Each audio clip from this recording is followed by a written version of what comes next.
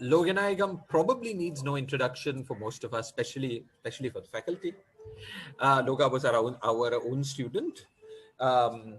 He was a star student from DTP. After graduating from here, and he was my student. And after graduating from here, he went on to Harvard as a fellow of the Society of as a junior fellow of the Society of Fellows. After which he went on to the Institute for Advanced Study at Princeton as a postdoc. After which he came back to ICTS, where he has been. Loga has worked on various topics through his career, but a topic that has recurred in his work is the study of hydrodynamics, of dissipative systems, and the relationship thereof to the ADS-CFT correspondence. So I think this will also be part of the. Yeah. Thanks, Shiraz. And yeah, so it is indeed about hydrodynamics, and part of it is about ADS-CFT. And I'm happy to be at least virtually there, even if the real travel is looking impossible. And I would like to thank the organizers of the colloquium for giving me the opportunity to present the work that I and my collaborators have been doing over the last few years. So today, what I wanted to tell you about, my title is about interacting Hawking radiation, open quantum field theories, and fluctuating hydrodynamics. These are all kind of somewhat very different topics as they are thought about, and so I will and also all of them might be unfamiliar to at least some of you. So I will start with an outline of what I want to do.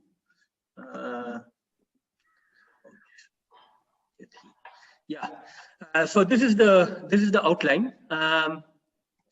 So roughly my talk would be separated into 4 equal parts. Okay. So I will start with talking about what are open quantum field theories. What do I mean by open quantum field theories, since it's not always a very familiar terminology. Okay, though the terminology is not mine, it's an old terminology, but but it's not very familiar and not used widely. And why are they useful? And what I would like to try to do is to argue that there are many very interesting physical questions which can be thought about in this framework of open quantum field theories, which is the reason why we should be thinking about open quantum field theories. And in the second part, I'll tell at a heuristic level how open quantum field theories do show up in ADS-CFT and in holography and so on. Okay, in gravity. Broadly speaking, so these are kind of I'm trying to kind of give you the basic idea of the systems that we are interested in and the physics that we are interested in. And the second half of my talk would be about some of the technical achievements over the past 1.5 years or 2 years, depending on how you count, where we have kind of started thinking about open quantum field theories and how to derive open quantum field theories from holography in new ways that was not true, let's say 2 years ago. And while the final word on many issues is yet to be said, since it's something new, there is a lot of things that we have understood. And what I would like to do in the second half of the talk is to summarize some of the things that we have understood. And the last part would be something that we have understood very recently, just the paper that came out in December and so on, where we try to understand how you get fluctuating hydrodynamics from ADS, from the gravity side, fluctuating hydrodynamics of the gauge theory from the gravity side. Also, these are, so there is, and how do you do it? This has been a technically challenging problem. And I should say that, in a certain sense, though, this whole way of looking at it itself, I think, is something that I have learned, after a lot of hit and miss. But I think at a certain sense, these questions are questions that I had been worrying about even as a graduate student when I was at AFR, and I'm kind of happy that after 10 years, at least there's some light at the end of the tunnel. Though as you will see, there is a lot of things to do. Okay, so this is the broad outline. So let me just start with open quantum field theories and why they are important and why it is interesting to think about them. So the adjective open here is an open system. Okay, so the thing that we are interested in is a field theory which is in contact with an environment. So it is not a closed field theory, it's not a closed system, but the field theory system is an open system. For example, this is familiar. People always talk about open quantum systems. For example, you can think about a spin in contact with the thermal environment. Which is the spin itself is an open quantum system because it has thermal environment. And what this means is that the evolution of the system is not unitary, especially, I'm assuming, of course, the system is interacting with the environment. And hence, because of that, the evolution of the system is not unitary and it is affected by the environment. Okay, and it is a very interesting question to ask. In that case, if it is not unitary, how should we describe the evolution of such systems? Of course, probably different open systems are described in different ways. But to kind of think about the kind of things that happen, let's start with a very simple textbook classical example before we go to quantum examples and quantum field theories. So the textbook classical example of an open system is a Brownian particle which is falling through water. And there are two main aspects to the motion of the Brownian particle, as was realized more than a century ago by people like Einstein, Smoluchowski, Langevin, and so on and so forth. Okay, so one thing is, of course, that as the Brownian particle travels through water, it feels a drag, okay, a Stokes drag, and this can be understood by and it was understood by thinking of Brownian particle as a kind of a sphere which is falling through a fluid which has some viscosity, and that viscosity gives rise to some friction as it falls through, and you have this famous formula that was first derived by Stokes, about 150 years ago, okay, where where you have a drag which is proportional to the speed of the particle, is proportional to the velocity of the particle, okay, but apart from the drag which one expects from classical hydro, okay, one of the things that the characteristic of the Brownian motion is that the Brownian particle also feels some stochastic noise. It exhibits a certain stochastic random motion, okay, which is a characteristic of Brownian particle, and since Einstein, Smoluchowski, and so on and so forth, we understand that there is a very close relation between this dissipation, which is the drag, and the fluctuation. So already we see, some very characteristic things whenever we think about open systems. First of all, it's not, as I said, it's not a unitary evolution. It's not so there's some dissipation. But then, apart from dissipation, there are also fluctuations. But often these fluctuations are not completely independent. There is some relation. In this case, the fluctuations are completely determined, but in general, they're not completely determined. But still, there are some relations between fluctuations and dissipations, which are due to the fact that the water that it is moving in is in thermal equilibrium and so on and so forth. Okay, and so and this kind of a template is good to have in mind as we kind of generalize to open quantum systems and open quantum field theories. Okay, so now how do we think about open quantum systems? Okay, So of course, like the Langevin theory itself is the description of Brownian particle, for those who are familiar, is described by a stochastic ordinary differential equation with some noise term and with some, which is drawn from some distribution and so on and so forth. Okay. How do we think about open quantum systems? So this is a question, how do you think about quantum Brownian oscillators? Okay. So this is a question which was answered in 1960s by Schwinger and independently Keldysh, Feynman and Vernon, and okay, sorry, this should be Caldera and Leggett. Okay, it should be CAL, Caldera, Leggett, and so on and so forth. There is a lot of work which goes back to 60s. Okay, which kind of try to say how we should think about open quantum systems in different ways. There is also many other things that has happened since then. Like and there are textbooks now on open quantum systems, and a lot of developments have happened since then. So I won't try to review all that. Okay, but one of the things that has happened over last few decades, I think, is that this has become a very interesting subject for two related reasons. So one is about trying to understand when open quantum systems become classical. Okay, that is it's a phenomenon called decoherence. Okay, when open quantum systems can be treated classically, how does classical world emerge? And this is a very important question. From a theoretical point of view, when we think about things like quantum computation and so on, which is something that has happened over the last few decades, which has become something that has been a driving motivation in this field. Okay, there is also an experimental thing that has happened. Okay, that we can design actually good open quantum systems.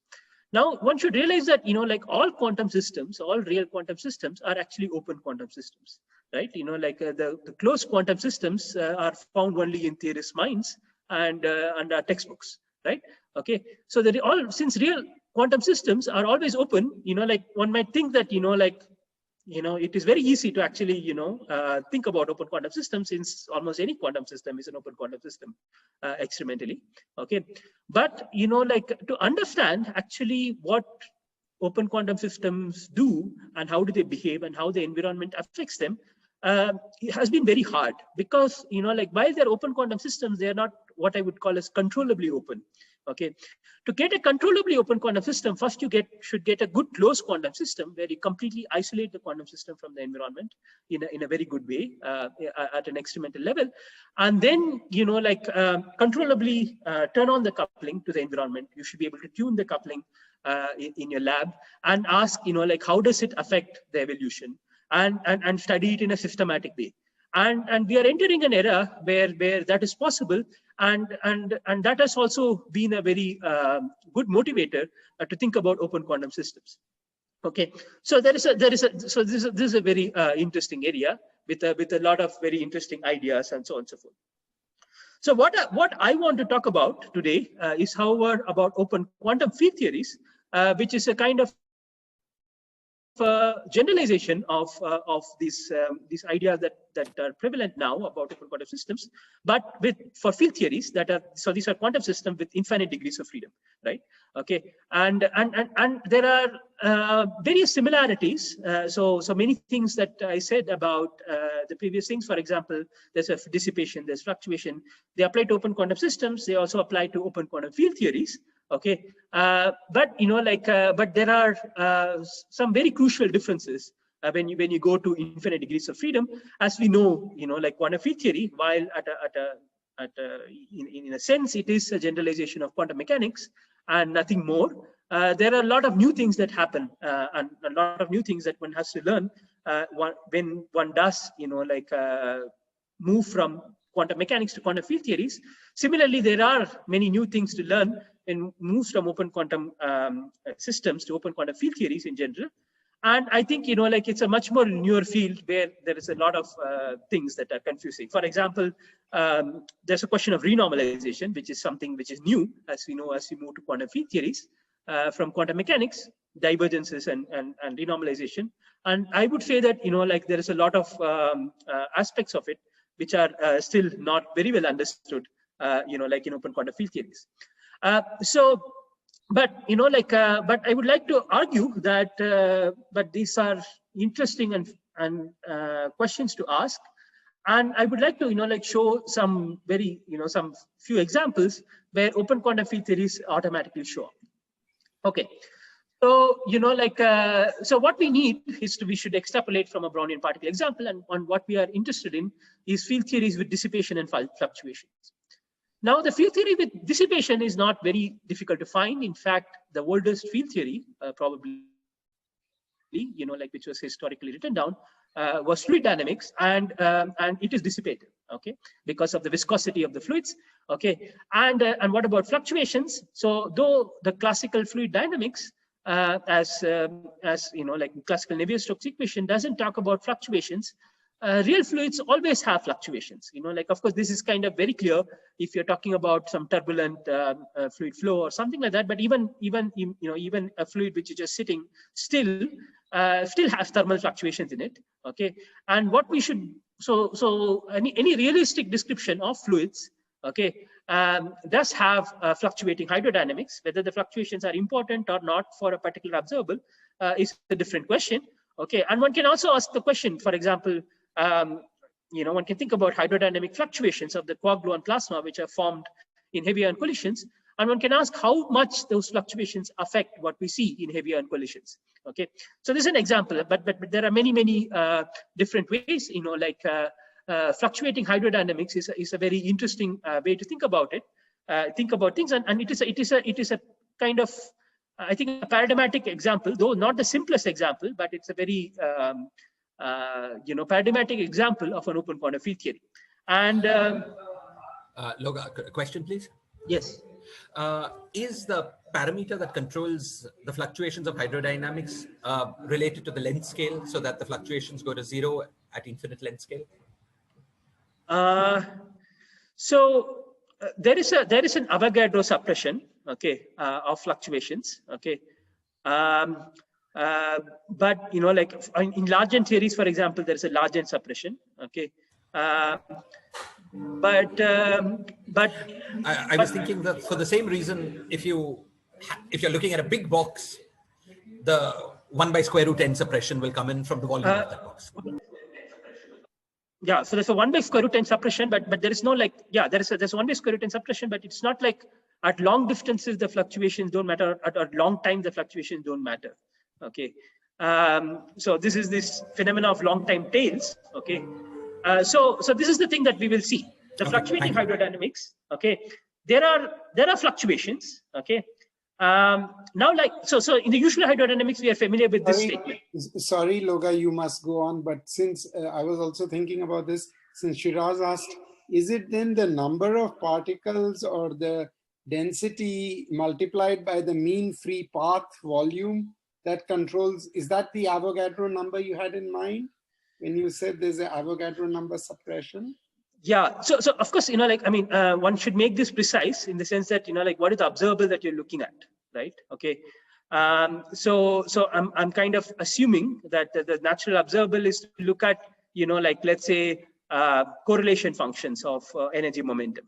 Okay, so that's a very natural thing to ask for, and you can ask, like, whether there are energy momentum fluctuations. Okay. So yes, so for that kind of observables, of course, like, there are many other things one can ask. One example is what I said. You can just put a Brownian particle in, okay, and then you can ask, like, how much the Brownian particle, okay, like the fluctuation that is seen by the Brownian particle, okay. Then the counting doesn't work that way, right? Like, so, well, yeah. So I think, like, so it depends on what you're looking at, but yeah, for certain observables, yes, okay. And I would say that, like, in a certain sense, actually we do not know, okay. in the sense that there is actually there's not a systematic theory of fluctuations, especially beyond like quadratic order, okay, which kind of allows us to say such thing, to even kind of answer these questions. So what I'm saying is kind of what is kind of a folk knowledge, which is not unreasonable, which I think is based on this understanding about some kind of central limit theorem and so on. Right? Okay. Could I ask one more related question? Is it sensible to, in quantum field theories, we have some classical equations of motion, and then there is a question that we sometimes ask, which is, what is the quantum effective action? That gives us corrected classical equations of motion that in some sense sum up the quantum fluctuations. Is it a sensible question to ask, what is the quantum corrected Navier-Stokes equation or quantum corrected fluid dynamical equation? And if so, there we could ask whether the quantum fluctuations come suppressed by parameters of length. Indeed. In fact, that's what the Schwinger-Keldysh formalism does for you. Okay, as I will describe, when I go into the details. Okay, yes, there is a so the answer to that question is yes. Okay, yeah. And the loop counting parameter there will be suppressed by powers of length, so somewhat like gravity. It is expected to be, but but it's not like this is. Nobody has done loops. This is the point, right? I can tell you what people expect, okay, but it's a kind of it's not like we have a lot of examples where we can do exact calculations and actually show. Okay, thanks a lot. This is the case, okay. But these expectations are not unreasonable, okay, and probably true. But I think but one has to kind of be slightly careful, I think, because for example, would this be true if we had something like a superfluid? Okay, if we had some kind of a coherent quantum motion, it's not clear. Okay, these are good classical notions, but one has to be slightly careful to kind of not overextend these reasonings. Okay, until one really knows various examples where one can understand what is happening. Okay, so anyway, so one of the things is about one of the goals about open quantum field theories is to try to give a systematic understanding of open quantum field theory. Okay, this fluctuating hydrodynamics at the level that we understand closed quantum field theories. Like we can talk about renormalization. We can, or is there something like that, or is there something else? Are there non-perturbative contributions, like other instantons, things like that, things that we know and allow in closed quantum field theories. How do they kind of contribute in this case, right? Okay, so this is still an open question, yeah. So another example, which is also interesting, okay, goes to cosmology, where open quantum field theories automatically show up. Because we live in a universe, we live in an expanding universe, presumably an accelerating expanding universe, and the fields in our universe are always out of equilibrium. In the sense that there is no time like killing vector in the geometry with respect to which you can define an equilibrium. Okay, and as the universe expands and cools, the modes constantly fall out of causal contact of a given observer. And there is a loss of accessible information for any given observer. So if you just think about just us, watching, galaxies and so on and so forth. Okay, there's a loss of information. So there's a sense in which there is a dissipation. Okay, which is this is a kind of a very slightly different kind of dissipation than what I talked about in the last slide. Okay, but if you just confine your attention to the causal path, what we can kind of see, then there's a loss of accessible information. And there are also fluctuations of various kinds. Okay, one is about primordial fluctuation, but there are also, I think, fluctuations related to things falling out of causal contact. Okay, which I think need to be understood in a slightly more systematic way. Okay, and this also is a natural arena where open quantum field theory has shown up. Okay. So let me go to a third. Sorry, Loga, can I just ask about one thing there, which Yes. again, please feel free to postpone, maybe even for private discussion. But I mean, in cosmology, at least in my mind, there is also the issue related to your previous comments about how a classical domain arises due to decoherence, right? Yeah. And that may have to do with some of the things you've listed in this slide about things going out of causal contact, or may not. I mean, the interplay there isn't clear to me, but that seems like a key question also.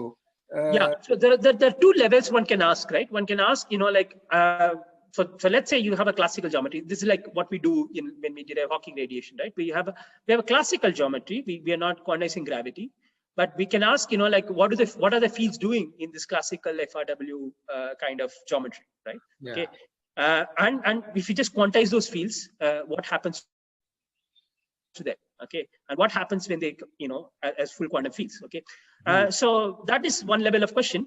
But you can also ask this question, like I think what you're alluding to is that once you take into account, the quantum gravity itself, then one can ask, like, yeah, how does the classicality of gravity itself shows up? Okay, which is a kind of a more difficult question. Like, yeah, so one can ask these questions at both levels, and both these levels are interesting, and there's a lot of things which we don't know. Okay. Logan, you talked about the fluctuations associated with things going out of causal contact. So in the case that the universe was de Sitter space, that would be presumably the de Sitter temperature. That would be summarized by the de Sitter temperature. At the leading order, yes, yeah, at 2-point functions and so on, yes. I mean, yeah. So you see, we think of 2-point functions, and we think of fluctuations as completely characterized by whatever we know from causal response, and just multiply by appropriate Bose-Einstein factors, which of course depend only on the temperature, and the temperature that you should feed in is de Sitter temperature.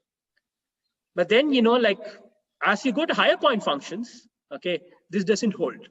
Okay, so then, like, it's not clear that everything will be just a function of de Sitter temperature. Okay, it might depend on what matter content you have, for example. Right. And every time there's this sort of causal horizon, you'd expect something like a de Sitter, in the crudest way, something like a de Sitter temperature, perhaps a local de Sitter temperature to govern. Yes. Okay. Yeah. So now I'm going to talk about actual horizons, like not just observer dependent horizons, like observer independent horizons. Okay. So for example, like this happens with black holes, right? Okay. So the field mode's fallen, so there is dissipation there. Okay. And classically nothing comes out of a black hole. Okay. So there's a dissipation there, and we know that, like there are also fluctuations. That is, if you really think of, if you don't have to quantize gravity, but if you actually quantize the fields correctly in a black hole background, as Bekenstein, Hawking, and so on and so forth pointed out, these fluctuations lead to Hawking radiation. Okay, and that Hawking radiation is the fluctuation, okay, in some sense of the field about the black hole, right? Things are radiated out. There's a black body kind of radiation. Okay, and while we understand many things about Hawking radiation since the Hawking's original calculation, okay, I would say that there are many things which we don't understand about Hawking radiation. So one example is the example that I've shown here, which is like what happens like if you actually have an interacting theory, like if you actually like not think about some free scalar field or something like that, but but if you actually think about some interacting fields which are interacting with each other, and you want to understand what is happening at a gory detail of of what is falling in and what is coming out, and how are they scattering, and how did the scattering affect like what is falling in, and so on and so forth. Okay, how do we do such calculations, right? Okay, because the standard Hawking calculations are all done in some critical coordinates, and you cannot do like at a practical level any of these calculations in these things, and the question is that like how do you kind of do these calculations? So there's a practical question of how do you do these calculations, and whether you can understand what is happening about the Hawking radiation, interacting Hawking radiation, about higher point correlations in the Hawking radiations, and so on and so forth when you have interactions Okay, how does it look like? How does, for example, non-Gaussianity in a Hawking radiation, how should we characterize it? Okay, I think, like these are questions that have not, been thought about very, in a very, like a systematic way till now. And, and when you start thinking about them, open quantum field theory is a natural framework to think about these things. Okay. Loga, can I ask you a question? Yes. So I thought that, because of the blue shift, at least in the way Hawking calculates them for the Hawking modes, the interactions were not supposed to be that important. Isn't that right? I mean, could basically more or less think of them as shooting through. So if you're thinking about 2-point functions, I agree. Okay, so this is again the statement about, actually there's a black hole analog of this discussion about fluctuation dissipation, in the sense that if you know how things are falling in, if you know the quasinormal mode spectrum, you can get the Hawking spectrum and 2-point function related things, just by putting Bose-Einstein factors. Okay, it does not depend on details. Okay. Right. But again, this is a statement about 2-point functions, and once you kind of go beyond 2-point functions, okay, it is not true. Okay, in fact, if you remind me, I can tell you there's a calculation that we did, like last March, where we had a scalar field, okay, in ADS with endpoint contact interactions. And there is some non-Gaussianity which show up in the Hawking radiation of that, which we kind of cleanly characterized and so on and so forth. Okay, so I see. So yeah, it does depend on these things. The Hawking radiation does depend on interactions and so on. Okay, one can see this now in very explicit computations, which one could not see, like say 2 years ago. Okay. And you say that it may play a role in information recovery as well? No, I know. I'm not in that game. I think information recovery is about non-perturbative physics. Okay, and about quantum gravity, about quantizing gravity itself. Okay, so that's not. But let me say that if you really want to understand information recovery at a quantitative level, rather than just at a back one, this thing, if you want, then you need to take this into account. So there's a difference between, things which are like G Newton suppressed and things which are like non-perturbatively suppressed. Yeah. So the kind of thing that I'm talking about are more like things that are suppressed by G Newton, and they're not things that are suppressed by things. And I think the standard, understanding is that these things are not going to correct anything, right? You can kind of, and I think that is correct. Yeah, though it will be a part of the information. It will be some whatever correction to the information. Yeah, right. It will be, you will recover something out of it. Yeah. Yes. Loga, I appreciate the point you're making about there being corrections once you go beyond 2-point functions and so on. But just to understand how you're thinking about it, why do you view it as an open system? Are you thinking about it, for example, like a quantum field propagating in the background in the metric of the black hole?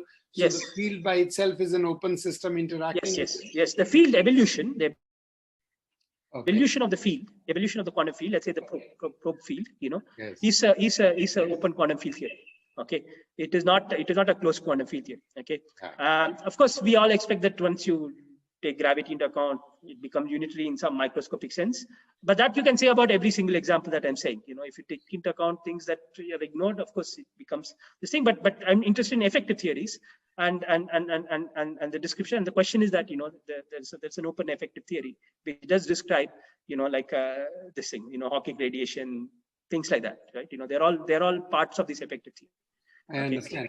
And then, of course, I know you have to go on, but in a sense, these corrections that you're talking about, can one think of them roughly at least as saying that the quantum field you're interested in back reacts with the rest of the environment, say the geometry, and that in turn comes back and affects the the quantum field itself. Those kinds of effects? No. I'm not talking about, let's take G Newton to 0. Okay, let's take 5-4 theory, okay, in a black hole background, okay, and let's just ignore all G Newton effects, okay, but not ignore the effects which are suppressed by lambda. Let's say this is a perturbator, small weakly coupled 5-4 theory with some lambda. Then what I'm saying is that there will be non-Gaussianities in the Hawking radiation, okay, which will be functions of lambda, right? Okay, and let's say if you want to calculate, how does the non-Gaussianity of a Hawking radiation relate to the lambda of the lambda 5-4 that you're thinking about? Okay, so there's no back reaction. Okay, there's a self reaction of the scalar field itself, right? Okay, that's the kind of question that I'm interested in. Okay, so that's why I'm saying that I'm not in the game of trying to get the information back from the black hole or anything, but I'm interested in understanding Hawking radiation, right? Something much less ambitious, but something that we don't understand, even something very simple which we don't understand. And there's a lot of details which we have to kind of understand. Okay. So that's where I'm coming from. Okay. Thank you. Okay. So if you're interested in understanding that kind of things, at least if you're going to experimentally measure ever, like something, you will measure these effects before you start seeing anything non-perturbative, right? Okay. It's useful to actually calculate these things, and these things have not been calculated. And my argument is that if you want to think about these things systematically, thinking about them in terms of open quantum field theories is a good way to think about it. Okay. So I think I'm kind of, okay. Okay. So then this is also a similar example, which is about, like charge transport in materials and so on and so forth. Okay. The question is that, if you want to, let's say, look at current correlation functions, okay, of let's say, like in some given material, it might be ordinary metal, it might be something more stranger. Okay. And you ask, what is the kind of thing that happens, that describes the transport, that captures the transport of current in this material. Now, already we know that at a 2-point function level, this question we know the answer to. Okay, there is a dissipation. Okay, which is basically Ohm's law. Okay, and there is a Nyquist-Johnson noise, which is the noise in the currents, which is related to the ohmic conductivity. Okay, and we know many things about like how this fluctuation and the dissipations are related at the level of 2-point functions. But if you think about higher point functions, okay, what happens? And what kind of general fluctuations are possible when there are no quasi-particles and so on? So here, like what I want to think about is that, I want to think about the electron that I'm kind of, injecting from outside as the system, okay? And, the material is whatever is the environment. And I want to think about, how do I write down some effective theory which just describes, like some endpoint function of this probe electron. Right, and then and whether there is some systematic way to kind of characterize, without going into the details of the material, whether it has quasi-particles, whether it does not have quasi-particles, and so on and so forth. Okay, whether one can come up with a general formalism, okay, which like what Ohm's law does, right? I mean, does not care about. I mean, just something that you can measure, and you don't have to really worry so much about whether the quasi-particles are not or something, right? Okay, you can just measure it at the 2-point function level, and you can just measure conductivity, and then you can ask, how does this conductivity what does it tell us about the microscopic physics? Okay, what is happening? The question is that, what is a systematic formalism which kind of generalizes that 2-point function way of thinking, okay, to higher point functions? Without assuming anything about the microscopics. Of course, if we know that the material is a metal, which is Fermi liquid, and so on and so forth, we can calculate fluctuations in that, like using Landau theory and so on. But the question is, what happens if you don't have that? Okay, what can you say in general at an effective field theory level? Okay, so this is also another question, which if you think about, it's I think is a very good arena to think about open quantum field theories.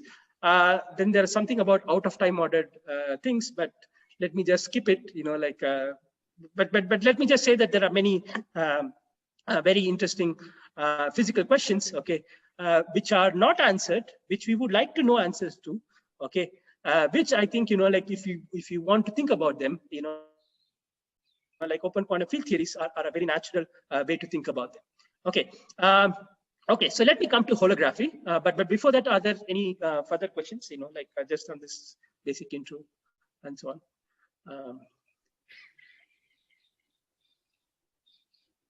Okay.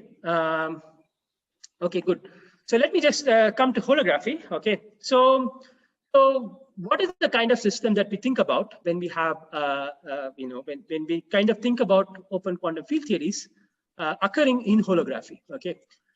So it's a kind of, like a holographic cousin of an anti-de Sitter cousin of the black hole example that I was talking about. Okay. So let's start with the field theory side. Okay. So let's say we have a gauge theory at some finite temperature. Okay. Let me think of that as an environment. Okay. So this is some quark gluon plasma at finite temperature, and that is my environment. Okay. And the fields of this gauge theory I'll denote by X. Okay. All the fields, whatever quark gluon, everything. Okay. Okay. And then, like I have something external. Okay. Some external field, which is kind of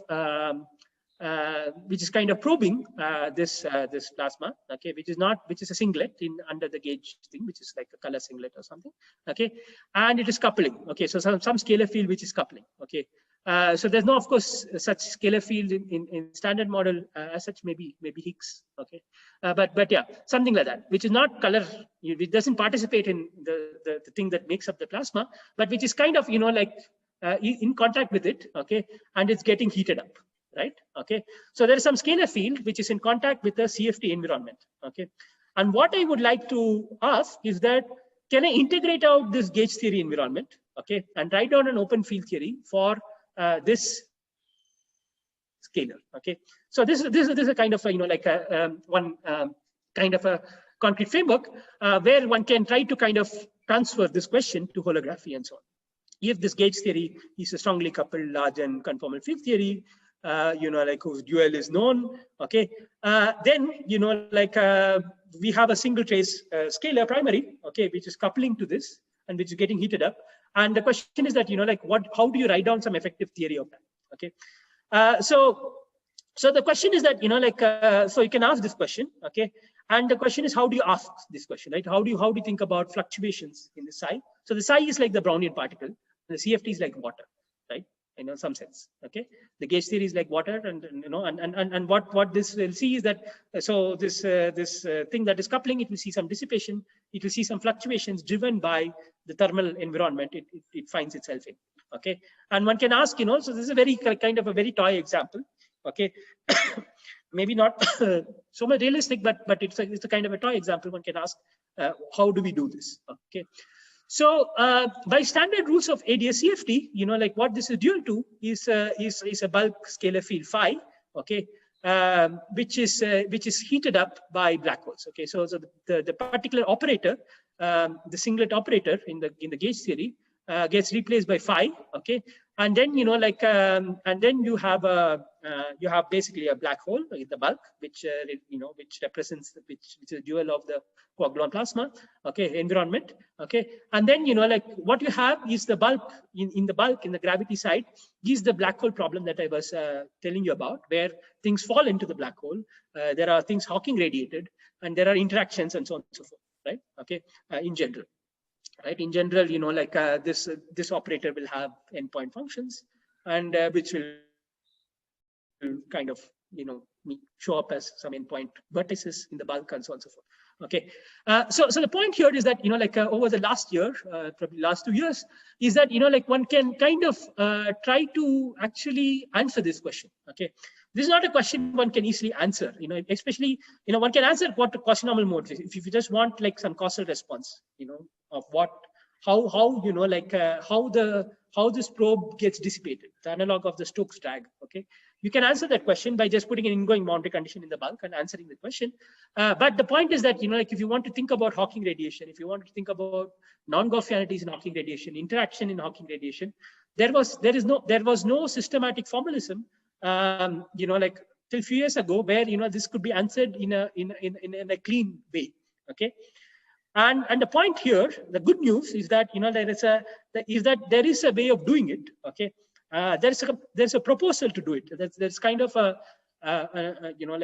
guessed up answer, a procedure, okay, to do it, which is not derived from anything, which is just pulled out of the hat. Okay, so there are limitations to how much you can apply that, but the point is that but it does seem to give sensible answers. Okay, and this is actually a very good thing, because strongly coupled field theories, or black holes and so on and so forth, they actually are very good baths. Okay, so which means that things just dissipate very quickly. Okay, the things which can dissipate very quickly. Okay, and one does expect that there can be a local open effective field theory, and one can in fact and one can use derivative expansion. There are many tools which become available if your environment is actually dissipates quickly, doesn't have memory. It's Markovian, as open quantum systems people would say. Okay. And this is a kind of a framework where one can kind of start poking around and ask how do we think about open quantum field theories and so on. Okay, so this is a kind of a simple example. Okay, Loga, you have to go on. It's a colloquium, so please forgive me. And some of these questions you can tell me later. But I'm a little surprised that you say the answer is not well defined, because I would have thought, just given ADS CFT, if you allow me to put a coupling G in front of the psi O term, perturbatively in G, I can obtain the behavior of the system from known rules of ADS CFT, no? Because the endpoint correlators of the O operators are obtained as per standard ADS CFT dictionary. So why is the answer uncertain? Okay, so what you need to do. You can answer later if you like. I'm sorry. I apologize. Okay. The question is that I'm not saying it's not well defined, but we do not know how to calculate it. Okay, so the endpoint function that we need to calculate, we need to be calculated in the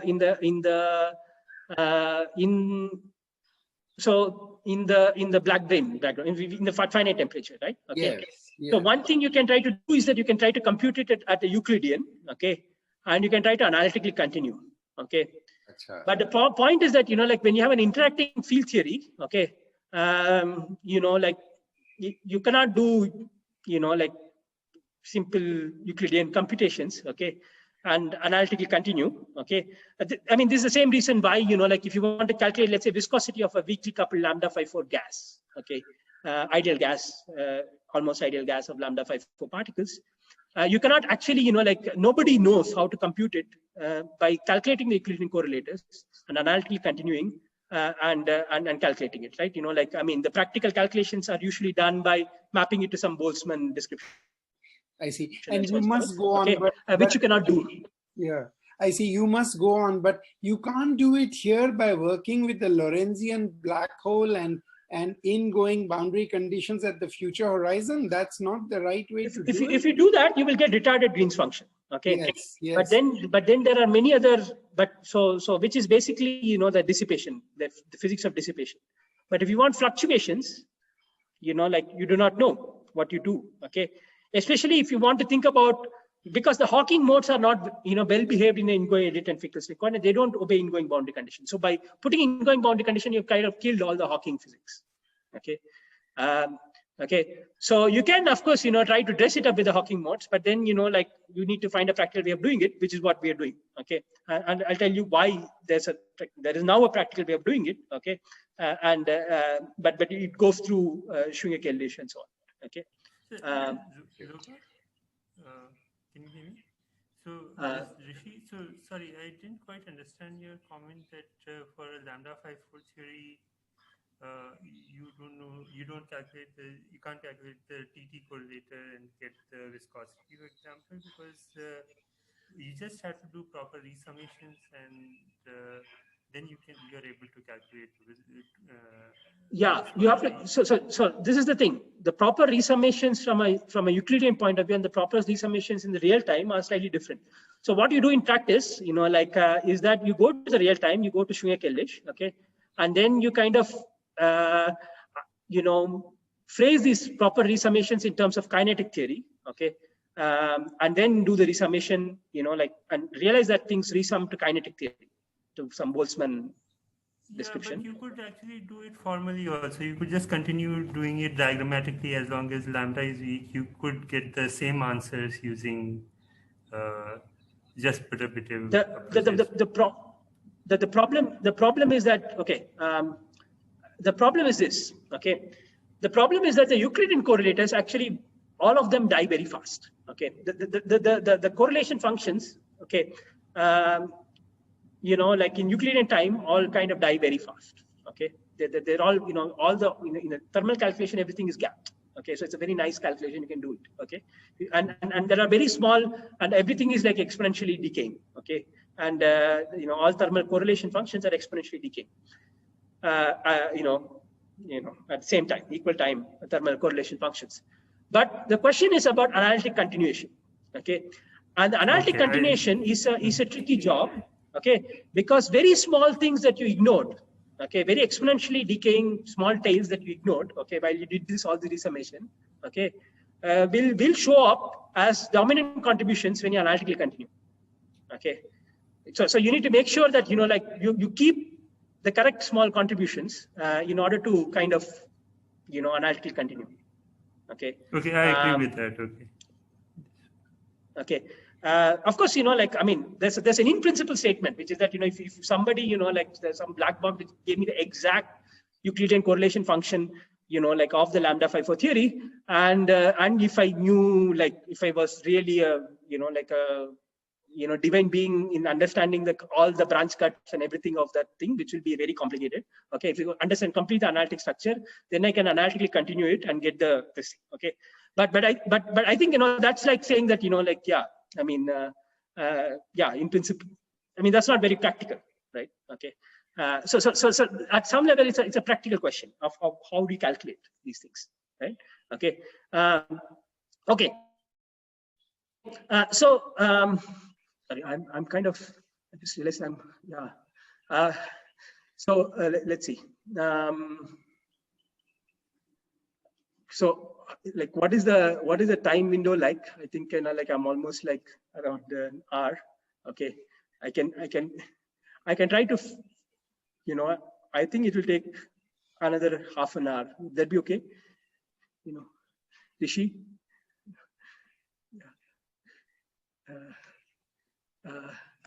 Okay. The audience, Rishi should say, but the audience is at fault. At least, I mean, some of us would be more than happy to stay for, you know, easily. Yeah, I try to, you know, like, yeah, get this thing, you know, like, so that, you know, like, you're not kind of, you know, spending the late evening on technicalities. Okay, I'll try to summarize what we're doing. Okay, so let's see. Let me just skip this actually. So the point is that, you know, like, yeah. So the point is that, you know, like, there are things that in gravity side which we don't understand, which we did not understand completely, and many things which we don't understand completely even today. Okay. So now let me go to a slightly more tricky example, okay, which is the thing that I wanted to talk to you about today, okay, which is about holographic fluctuating hydro. Okay, so I'm not interested in some general open quantum field theory where, you know, like just some probe scalar is like this thing. Okay, so I'm asking a more difficult question. Now I'm taking the CFT plasma, okay, and I'm trying to, rather than you know, coupling some probe field from outside, okay, I'm asking, let me integrate out the short-lived modes of the CFT plasma, okay, and keep the hydrodynamic modes and get the open quantum field theory which describes the hydrodynamic modes of the plasma. Okay, or, you know, like, well, okay, or you know, what can go to a slightly middle example, which is the example that I'm describing here. Let's say you have a conserved charge, let's say some baryon number or something, okay, and you just want to understand, you know, like some correlation functions of the baryon current, okay, and you want to write down an effective field theory which will describe those correlation functions, okay. So the physics of that is, of course, diffusion, right? You know, like if you have a baryon number, you know, density inhomogeneity, it will diffuse, okay, and then over the diffusion there will be fluctuations, okay, because, you know, it's in contact with thermal bath, okay. And the question is that, you know, like, how do you think about this, right? Okay, so let's talk about this problem for a moment. Okay, the CFT plasma with some global conserved charge, okay, diffusing in the CFT plasma, and the job is to write down some effective theory of just this, global conserved charge density, okay, integrating out all the, like short-lived physics, okay, and keeping only the fluctuation and dissipation in this long distance physics, right? Okay. Now this is dual, okay, to not a scalar field but a gauge field in the bulk, okay, and so what you're thinking about is some kind of an electromagnetic field in this black hole background, and the point here is that so there is a question of separation of two modes, long-lived modes and short-lived modes, which was not the case with the scalar problem because this falls in. Everything is short-lived, and and it just thermalizes, of order scale beta. Okay, but when you have electromagnetic waves in this black hole background, what happens is that there are some modes which are short-lived and some modes which are long-lived. Okay, a heuristic way to think about it is that let's say if you have a black hole, and let's say if you're shining some light, electromagnetic wave on it. Okay, you're sending an electromagnetic wave, and if the electromagnetic wave is just incident on it normally, okay, it just falls in. Okay, it just falls in. But so if it is kind of polarized, along the black brane, okay, then it just falls in. But if it is polarized radially, okay, that the electromagnetic wave is traveling like that, the black brane is like this, and the electromagnetic wave is like traveling like this. Okay, that is an electromagnetic wave grazing through the black hole around the horizon. Okay, actually falls in much slowly. In fact, one can show that in this kind of ADS setup, it actually diffuses. Basically, the electromagnetic wave, behaves, it slowly diffuses on the horizon. This is a famous result, from 20 years ago, that this happens, by sun-star innets and so on and so forth. Okay, so the idea is that, and this diffusion of these electromagnetic waves on that horizon, okay, is dual to the diffusion of the charge density in the gauge theory. Okay, and you can actually derive the diffusion. Okay, so this is just the ingoing physics. Okay, infalling physics. Some things fall in fast, some things fall in slow, and you need to separate out things that fall in fast and integrate that effect out. Okay, to get some effective theory for the slow falling modes. Okay. Now, of course, this if you really think about it, okay, the physics of the system is also complicated by the fact that since you have an electromagnetic wave in the black hole background, there are Hawking radiation. There's a Hawking glow around the horizon. Okay, so things are not just falling just in. Sometimes if there's some interaction or something. Okay, if you add some matter particles or something like that, some charges are radiated, then there is an interaction. The things that the light that is falling in or the light that is diffusing, okay, both of them have interactions with things that are there, and you get in general an interacting theory, okay, where things scatter against each other, and you need to kind of cleanly separate out what is a slow mode and what is a fast mode. Okay, this is also the problem if you're trying to solve this in the field theory. It's not very easy to separate out what is a slow mode and what is a fast mode. Okay, we know that the slow mode is associated with the conserved charge density, but how do you kind of think about slow fluctuations versus fast fluctuations? Okay, how do you integrate? How do you separate them? How do you kind of it's a hard question. Okay, and this hard question comes again and again when we think about things like fluctuating, right? So you can have a similar question with gravitational waves. So sorry, Loga, I know you have to go on. I absolutely can't be asking, but just once, I mean, I thought the slow modes are the hydrodynamic poles and the fast modes are separated by order temperature, at least conceptually. And that is not the case. Okay, answer later. Yes, they are. But the question is, what are the hydrodynamic modes, right? I mean, you've just given them a name, you call them hydrodynamic modes. Yes, slow modes are hydrodynamic modes.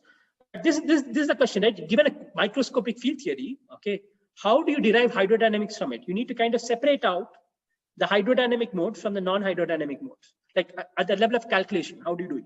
Okay, at a conceptual level, yes, there are some long-lived modes, there are some short-lived modes, yes. But let's say it's not an easy question, right?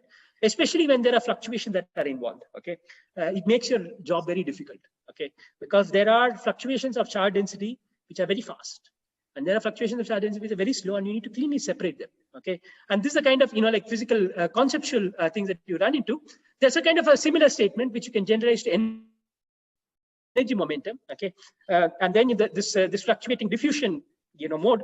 Then we become a fluctuating hydrodynamic mode, because it will be describing not charge transport but energy and momentum transport within a CFT plasma. Again, there is a slow mode, fast mode, and so on, which is just more complicated by the fact that like the Einstein theory, which describes the gravitational waves. So you can think about the linearized level, how we separate them. Okay, it's more complicated than doing it in the Maxwell theory. And then you need to take into account interactions, because there's a natural interaction. Einstein theory always comes with interactions, always a nonlinear theory. Okay, and then you need to understand how that will affect the non-Gaussianity which show up in these fluctuations. Okay, and how will those how is it related to like the physics of what is happening, right? Okay, and that is related to like what is the fluctuating hydrodynamics that you will derive in the boundary theory. Okay, again, what happens is that the gravitational waves which are normally incident, they just fall in. Okay, and the things that are grazing, they are long-lived, and they become the hydrodynamic modes, and then they are corrected in turn by Hawking radiation. Okay, so this is the basic framework.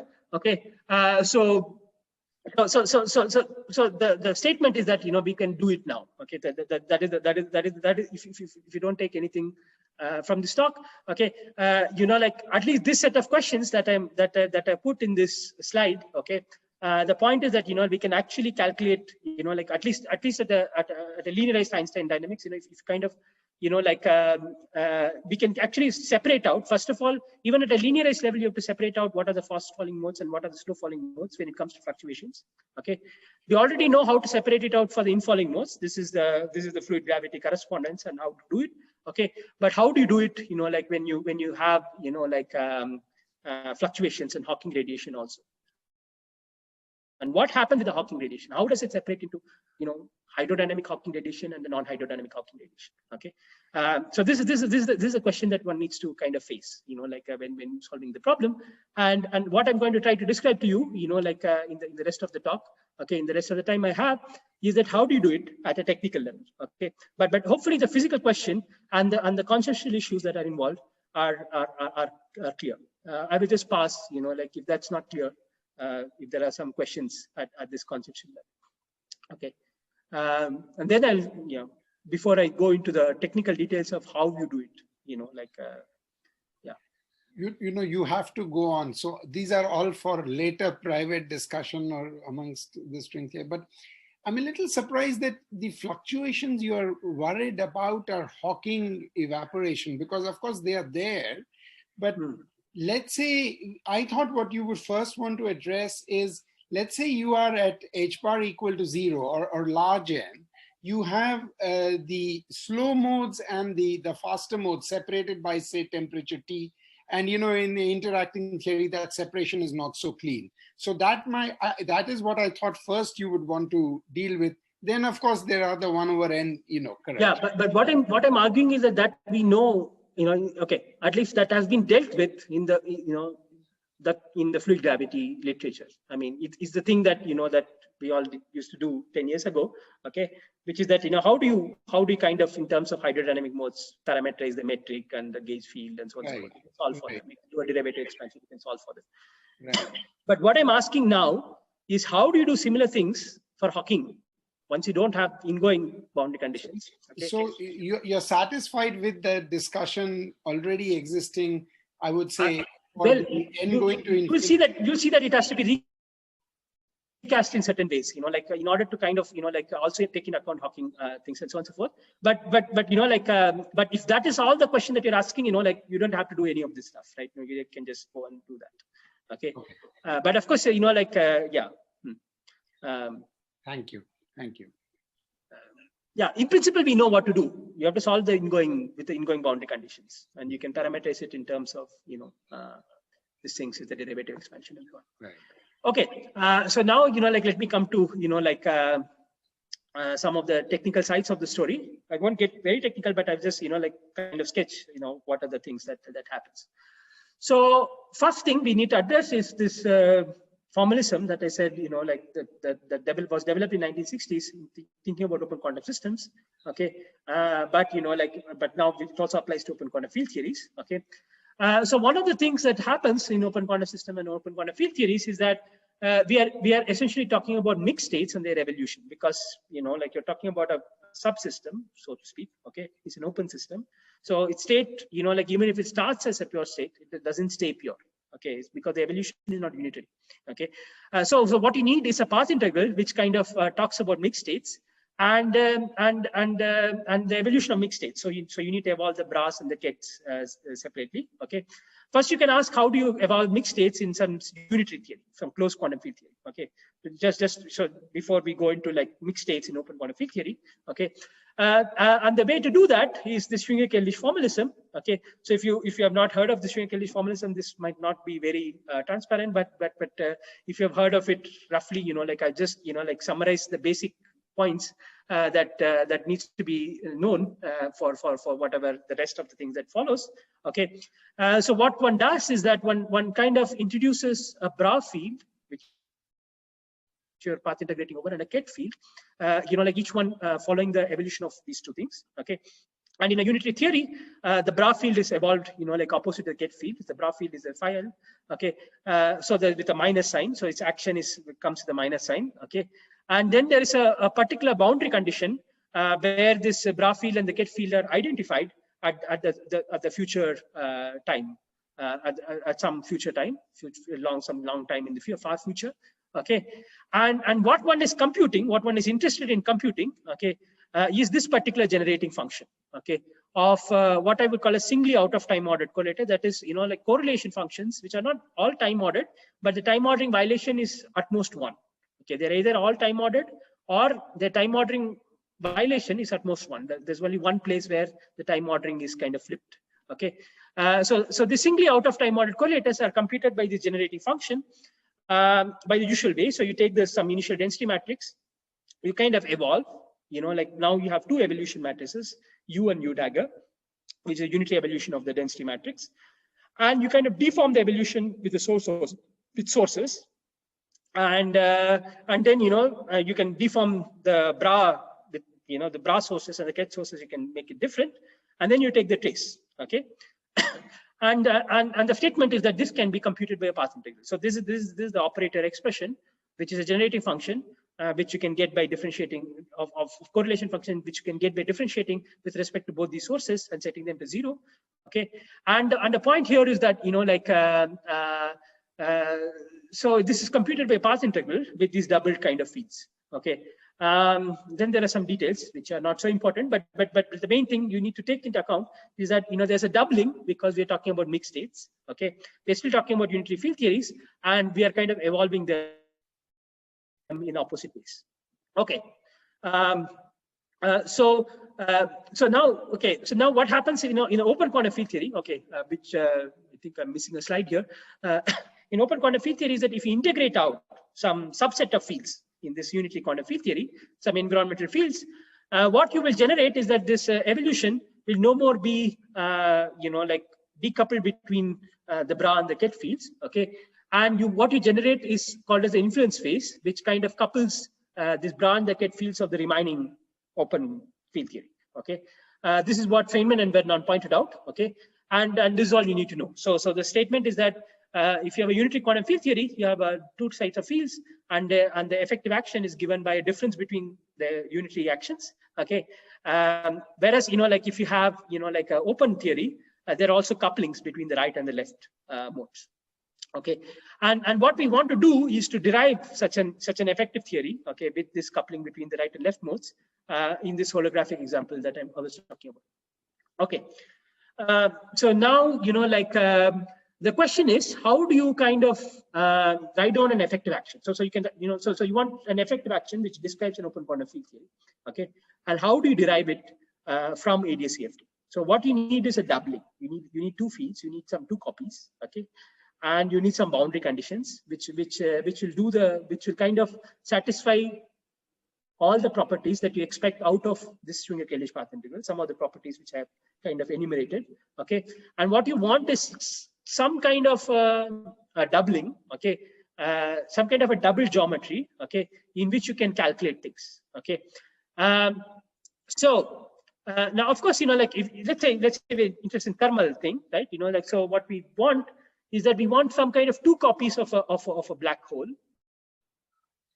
okay, or a black brane, okay, and we need to put appropriate boundary conditions, okay, which stitches these 2 copies together in such a certain way that if I calculate something using that stitched together geometry, okay, I should get answers which are sensible, which look like answers that you'll get if you do a Schwinger-Keldysh computation in the gauge theory, okay.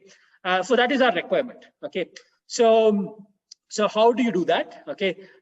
So like since I'm kind of this thing, so this has been a question for a long time, okay. That you have to have 2 copies and you have to stitch them sometime together.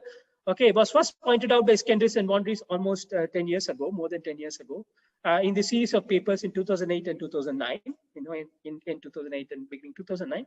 Okay, the main issue they face, which they could not answer, is that like what do you do at the horizon? Okay, so people who were there and who kind of know this kind of discussion is that this was a very confusing thing, which is that like now of course like you don't want to put ingoing boundary condition because obviously it kind of kills all the Hawking modes, okay.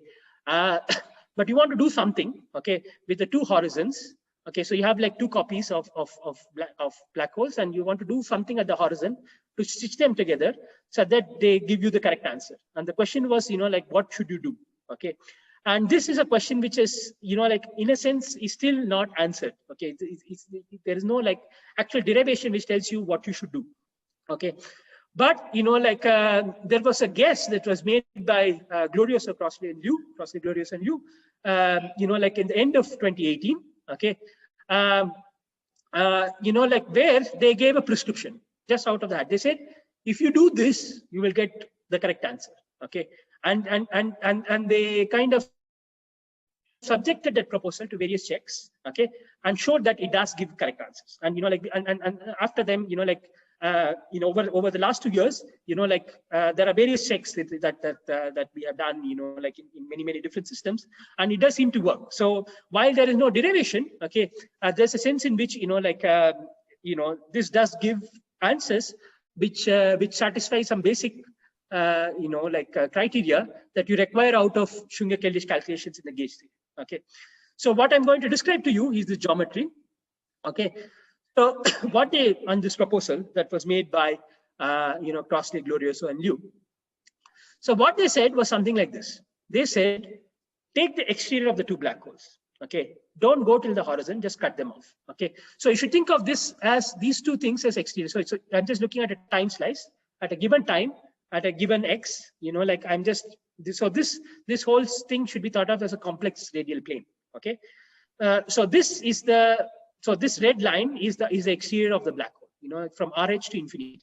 Okay, but like so what they said was that let's complexify R, this radial coordinate. Okay, and rather than thinking about this exterior, let's kind of double the exterior. Okay, by giving it, like an R with a plus imaginary part and R with a negative imaginary part, and do this in ingoing and identical Finkelstein coordinates. Okay, this is actually very important because if you do it in any other coordinates, it doesn't work. You have to, in other coordinates, you have to do something equivalent to what you're doing in identical Finkelstein, but in identical Finkelstein, this proposal is very simple. Okay, you just complexify R, okay, and you give it a plus I epsilon and a minus I epsilon. Okay, so that like you kind of and then you kind of stitch them together smoothly. So you stop just before the horizon, and you kind of stitch the exteriors together by kind of what I call as a horizon cap. This is not the terminology, but I like to think about it as an horizon cap. Okay, some kind of a cap region, which kind of stitches together these 2 things smoothly. Okay, and then their claim was that like you just find smooth solutions in this geometry. Okay. And no ingoing, no outgoing, just find the smooth solution on this blue contour. Okay, whatever is smooth. Okay, now you see, like if you're just doing smooth solutions on this red thing, okay, you will basically kill out all the Hawking modes, because like if you're in ingoing edited Finkelstein coordinates, and if you want smooth solutions in ingoing edited Finkelstein coordinates, it will just like give you infalling modes, and all the outfalling modes will be gone. Because they have some logarithmic branch cuts, all the Hawking modes will be killed. Okay, but by this analytic continuation, by this slight analytic continuation, okay, what happens is that these Hawking modes which should have been killed, okay, are not killed, but they are suppressed. But they're suppressed exactly by the Boltzmann factor they should be suppressed by. Okay, and that is the beauty of this parametrization. Okay, so the claim is that if you do this, you will get a slight Hawking radiation. Of course, we expect Hawking radiation to be a slight correction to something infalling. Okay, but that slight correction will be exactly of a correct magnitude as what you would expect from the physics of these things. Okay, the Hawking solution that you will get by doing this this trick, which is just like pulled out of the hat, will give you the correct answer. Okay, and it does give you the correct answer. Okay, as can be checked in in many examples. Okay, so there's no derivation of this prescription, but this prescription is what it is. Okay. So is that fine? So I'm not going into the. Yeah, Loga, I just have. Let's say you're talking about the outcoming modes, which are basically something like e to the power I omega u instead of the v, which is going in. So and this u guy is some log of v minus something. Twice RH or some such stuff, and okay. So normally it is this logarithm, and then you are taking it to fractional. Yeah. So basically, it's some kind of log. So e to the power I omega times some log of r minus whatever it is. So it's a fractional. Okay. So it has a branch cut. Now what are you saying? So the statement here is that in this complex R plane, okay. Yeah. The ingoing modes are completely analytic. Right. Okay. So they don't see any branch cut anything, so they live on this red part and they live anywhere. And then, like if you cross them, nothing happens. They're just nice analytic functions. But this red line is a branch cut for Hawking modes. Okay. As you just said, because of the way, like the tortoise coordinate and all that stuff works. Yeah. Okay. Okay. Right. And the Hawking modes actually undergo monodromy, right? They kind of jump. Yes. Kind of, like cross the branch cut. Okay. Okay. And this monodromy, so the monodromy is kind of controls, like what kind of, how much solution you pick up. Okay. When you're just solving for some smooth solution, smooth scalar configuration everywhere in the blue contour.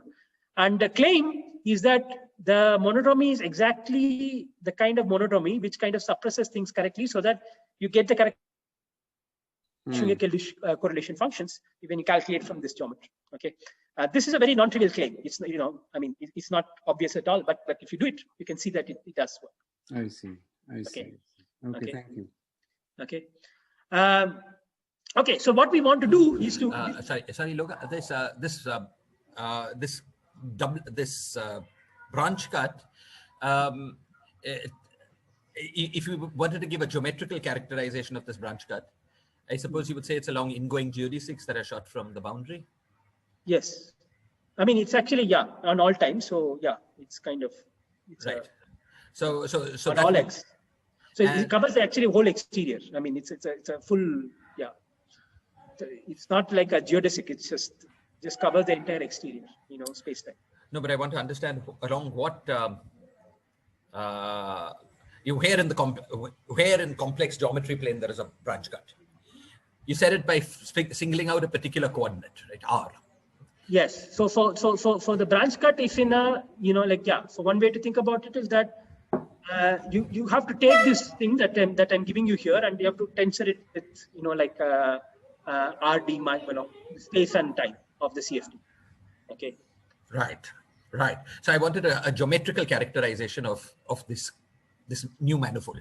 Something which is not coordinate dependent. Yeah, something that you can say without. Yeah. We do not have such a characterization. because there should be something, right? Yes, there should be some way of saying that this is a geometry and somehow deriving that statement. But at this point, there is no such characterization. Yeah, at the moment, I don't even want a derivation. I just wanted a statement that was, in geometrical terms. I don't think there is a statement of that sort at this point. Okay, thank you. Yeah, which is a limitation of these things, that because it's just like some saying that if you do this you'll get it. Okay, yeah, but it's an interesting question. Like, what sort of things are you allowed to do? What kind of branch cuts are you allowed to this thing? In what space of complex geometries is this a saddle point? Okay, right? These are all natural questions, but which we don't know answers to, right? Okay, why should this be the dominating thing? Okay, and how do you correct it if it is not dominating? I mean, there are many questions one can ask, but I don't think there is any answer to it because it's not a derived quantity.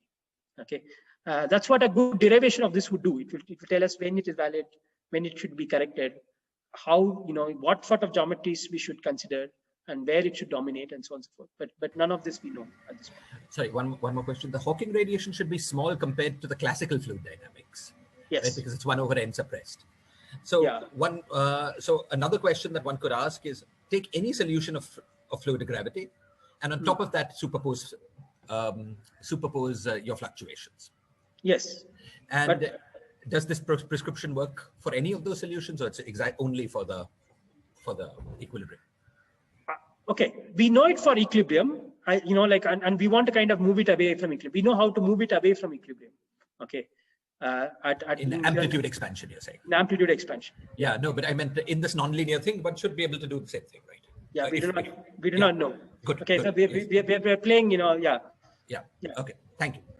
So yeah, but I'll tell you how can you slowly move away from it? How can you solve linearized Einstein equations, which kind of tell you what are the deformations of the geometry you're allowed at a linearized level, and how do you characterize them?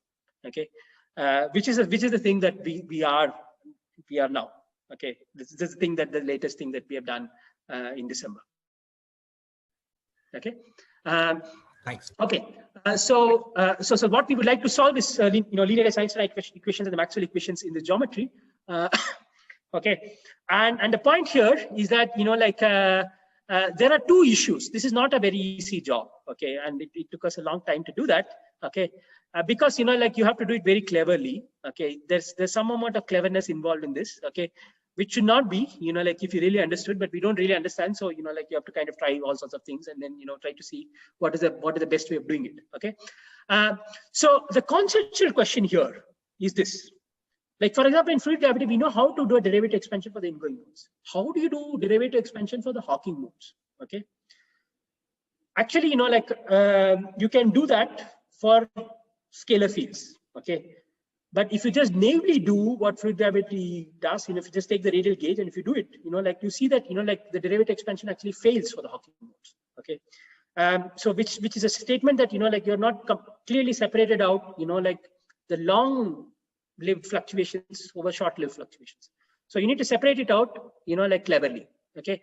And then, you should do the calculation. Okay. Which kind of then, does this. So what you have to do is that you have to integrate out short-lived modes and short-lived Hawking radiation and keep the long-lived hydrodynamic modes as well as long-lived hydrodynamic Hawking radiation off shell. Okay.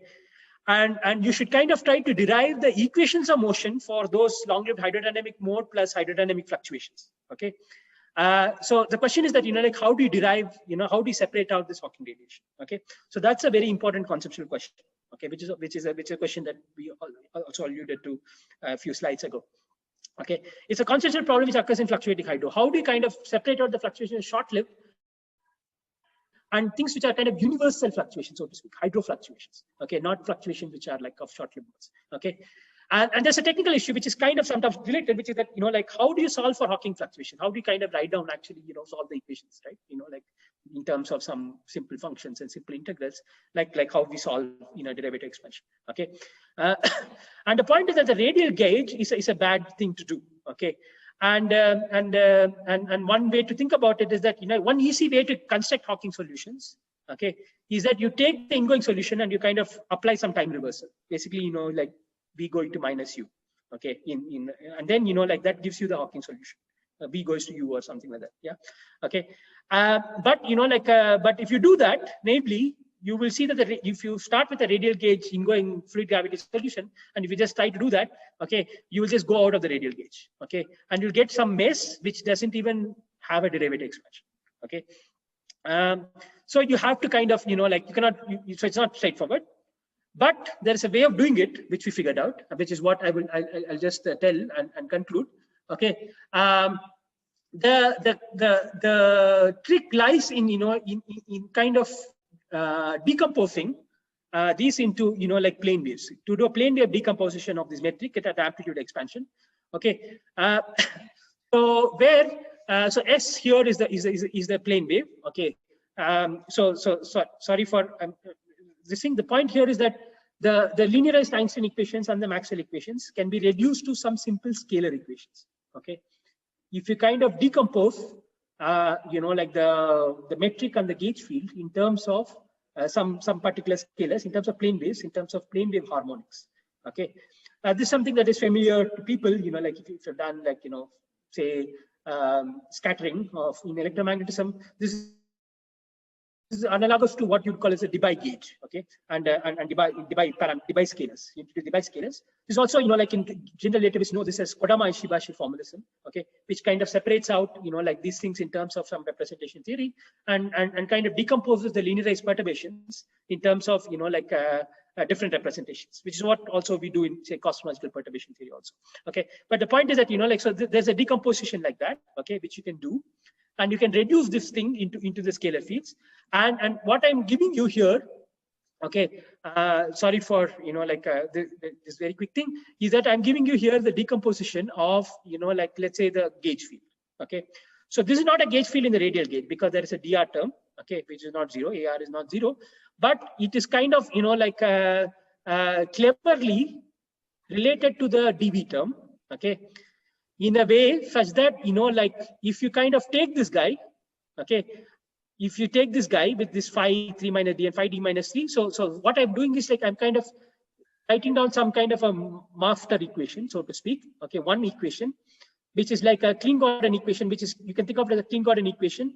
It's an equation of motion of a Klein-Gordon scalar with some dilaton, which is r to the power m plus 1 minus d, some dilaton background, okay. It's related to is kind of the kind of thing that shows up in hyperscaling violating backgrounds and so on. But the point is that like one can look at some generalized scalar equation like this in this black brain background, okay. And my claim is that you can reduce the Maxwell equation and Einstein equation to this generalized scalar equation, okay, if you just do it, if you just write down the gauge field ansatz, okay, as this way, okay. If you just write it down this way, you will see that these phi's then satisfy these equations, okay. The subscript here is this index, okay. So there's one index parameter family of class of scalar equations which you can reduce these Maxwell equations to, and you can do the same thing for the Einstein equations also, okay. And the statement is that like if you kind of decompose it in an appropriate way, you can reduce it to the scalar equation, and you can just go here and you can find ingoing and outgoing modes of the scalar problem, okay. And you can kind of like understand like like what how do the ingoing and the outgoing modes do, and this kind of drastically simplifies the problem, okay. For this is a technical statement, okay. Yeah, sorry, it's already 5:30. So let me just like say one more thing, okay, and then like I will just conclude, okay. Let's say in another 5 minutes, okay. So what happens is that like so. And this decomposition, okay, first of all, this decomposition automatically separates out the slow modes and fast modes. Because once you have reduced this to a scalar problem, you can actually establish that the ingoing and the outgoing modes of the scalar problem actually have a derivative expansion, okay. So by giving up a radial gauge, okay, and going to some clever gauge, what you've done is that, like you're kind of, like made yourself write down the solutions in derivative expansions, okay. So So what happens is that, there are two kinds of modes, as I said. There are modes which fall in directly, normally, and then there are modes which graze in, okay, which are described by two different scalars. And these two different scalars are kind of have opposite indices, in the sense that, for example, this is a gravitational, this mode, one of them has a d-1 as an index, another has a 1 minus d as an index. So one of the index is negative. So the long-lived modes have negative indices, actually indices less than -1. And the short-lived modes have positive indices. They are like scalar fields, okay. And the long-lived modes, you need to, if you kind of do the analysis and so on and so forth, need to be quantized with Neumann boundary conditions, okay. Whereas the short-lived modes need to be quantized with Dirichlet boundary conditions, okay.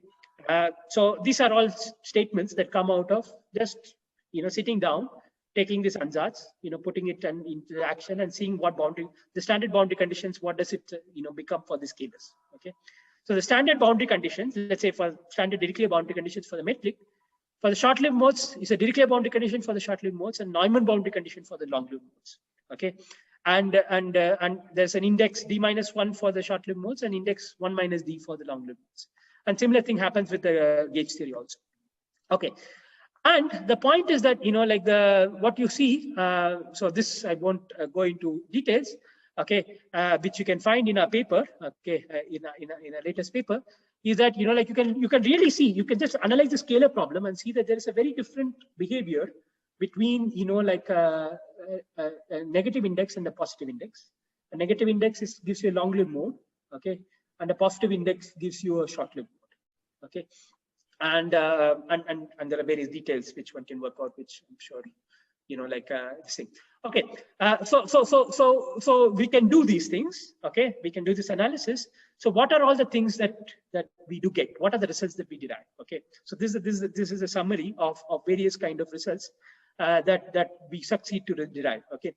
So first is that we have, the thing that I was describing now is that we can reduce this gravity and gauge theory problem to a scalar problem, where you can do a derivative expansion and you can solve it order by order like you will do in the standard fluid gravity, even for the Hawking. So you can actually, solve for the Hawking modes, to your heart's content, okay.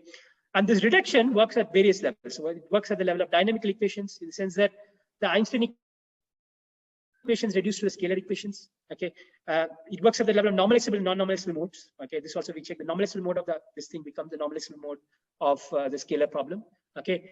And it works at the level of on-shell action, in the sense that the Einstein action itself reduces to Klein-Gordon, a bunch of Klein-Gordon actions, okay, with counter terms, which make it, with Klein-Gordon counter terms, which make it finite, okay.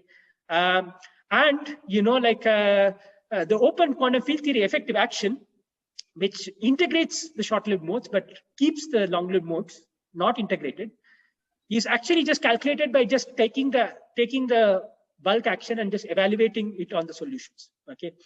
This might be surprising for people who are used to, the standard ADCFT, which says that if you evaluate the effective action, you get a correlation generating function and you don't get an effective action, okay.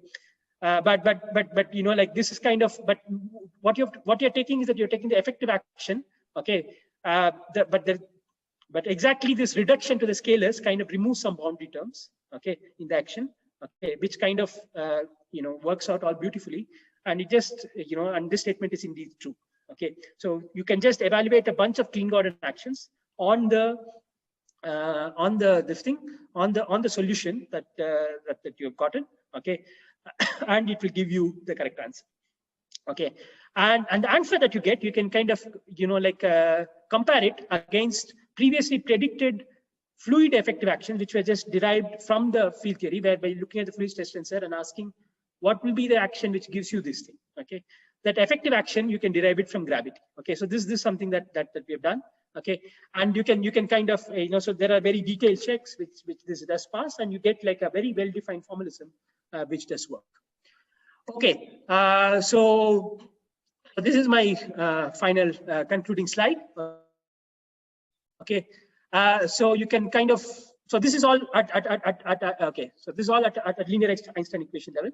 Okay, you can ask what happens if you turn on interactions, which we've not done, but at least for the Markovian case, like for a Markovian scalar with 5 to the power n interactions. Okay, we did show that like this kind of geometry does give you sensible answers.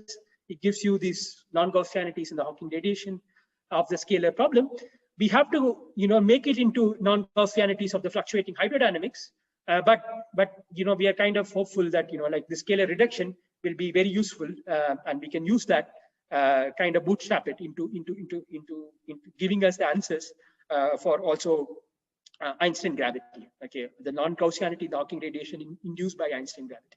Okay, then there is a bunch of papers that I had written with some of my collaborators, which consider bulk Dirac fields. Okay, maybe I'll just skip it. But the point is that it's kind of interesting because there's a way you get Fermi Dirac statistics, and you get a Fermi surface, and it is a very good, interesting way of thinking about what happens in non-Fermi liquids and so on. But let me not talk about that. Okay, so the various kind of extensions. Since I'm already running out of time, and I'm probably taxing your attention span, so I will just stop here. Okay, and let me just say maybe let me just stop with this thing of what we have derived. So we have derived kind of at a quadratic level the fluctuating hydrodynamics of the CFT plasma. Okay, by using a bunch of tricks. Okay, which separates out the long-lived Hawking fluctuations from the short-lived Hawking fluctuations. Okay, and indeed that you can do that now is an interesting statement. Okay, and you can actually push this. I hope to trying to find more things. Okay, I'm very sorry for running, I think 40 minutes over time, but yeah, I will just stop here. Thank you. Okay, Rishi had to go, so I'm taking over as host. So let's start by clapping. Okay, questions.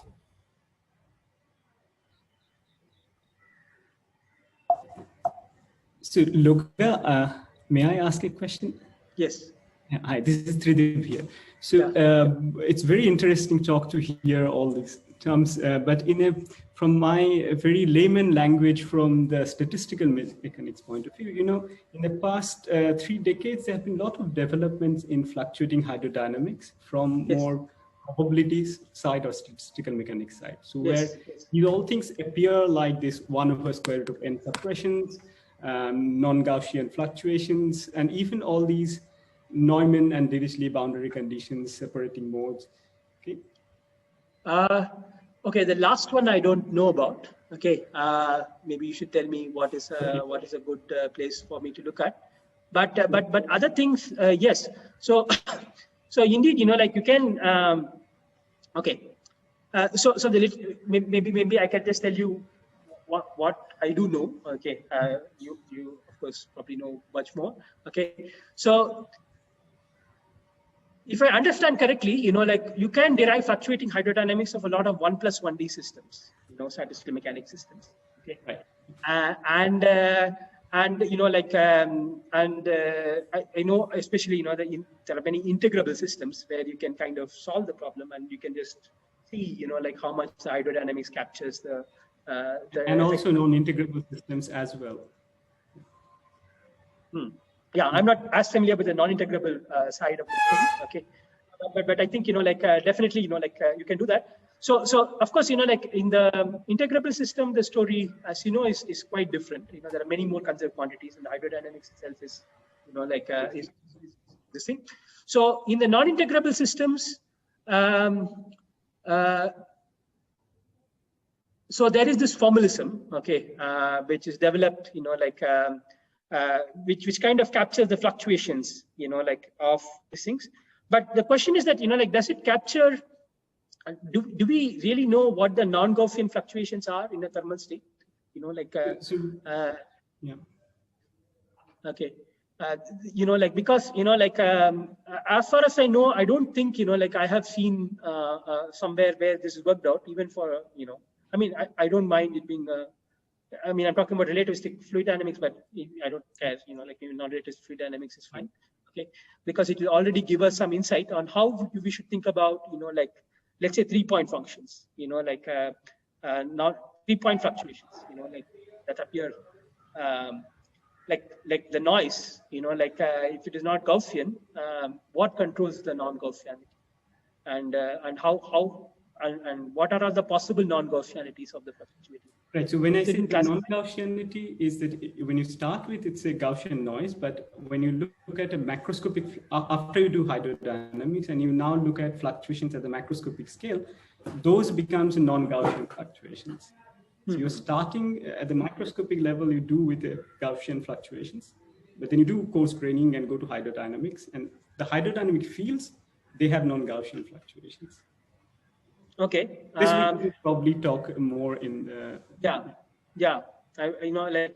would like to understand that. So this is non-Gaussian in the amplitude of the fluctuation, or non-Gaussian in the frequency. These are two different kind of non-Gaussianities, right? In the amplitude, yeah.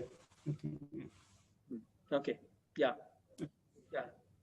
It would be interesting. Yeah. Okay. More questions. May I ask a question, Shiraz? Yes, of course.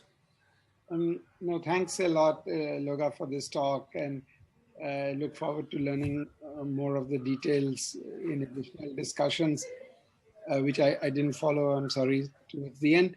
But very simple question is, sorry to put it like this, Avogadro's number is very large, so why should we care? In other words, I didn't get a sense of how big these effects would be. Right. Okay. One is that, one is even to say that, these are, as one of the things that I was saying, that they are Avogadro suppressed. Okay. One question is that, whether that is indeed true. Okay. So we are, at this point, we are just looking at very Gordon variety fluid dynamic systems, and probably it is true in these. Okay. But fluctuations in a more non-equilibrium state can be very surprising. They don't kind of always follow the thing that you would expect, because there can be some kind of a coherent flow. Okay, there can be some cooperation between the particles, and you might not be a central limit theorem kind of argument. Okay, might not be a very good argument, right? Okay. So one is, we are doing, of course, thermal things where it's probably true, okay, because these are the simpler systems to kind of, sharpen our, pencils and so on and so forth. Okay, but for example, you can ask one question which we do not know the answer to. Okay, is that, let's say we have a Vaidya geometry. Okay, let's say there's something which did not have a black hole. There's something which collapsed and formed a black hole. Okay, and we have some scalar matter like that, and we have an interacting scalar matter. Okay, and I want to understand how the fluctuations evolve as the black hole is formed in the Hawking radiation. How does the Hawking radiation change, right? Okay, to some extent, people have thought about these things. Hawking himself talked about things falling in and how much it changes and so on and so forth. Okay, but the question is that what happens if you think about non-Gaussianities? A non-Gaussian fluctuations. Okay? What happens? Okay. I don't think there is a very known answer to that. Okay, one can of course say that it is probably suppressed. Okay, but is it? We do not know, right? There are a lot of effective theory arguments in gravity. Okay, which sometimes don't work, right? Which sometimes just take you to some paradox or something. Okay, so one is to just check that. The second is that of course that but these are corrections, and and one can calculate them, but one should calculate them. Okay, and another thing is that how do you kind of think about effective theories, which are open effective theories? See, you might not be interested in AJCFT itself, but you might be interested in, for example, how a field theory becomes classical. Like, how does a classical electromagnetism emerge out of QE? Okay. Now that's actually usually a very hard question, because it depends on the environment and so on and so forth, and QED is weakly coupled, which means that things, there's no simple, there can be some memory, and you have to kind of engineer things in a certain way. You have to have many kind of things which decohere a whole electromagnetic field and so on. Okay, where the calculations are more difficult to do. Okay, because there are no simple local effective field theory which you expect. But you expect some kind of decoherence. Okay, So those kind of questions, like, so in some sense, this is a proxy for those questions. This is a kind of a toy model where you can solve and where you can kind of see what kind of things happen. Okay. So that's what I would say.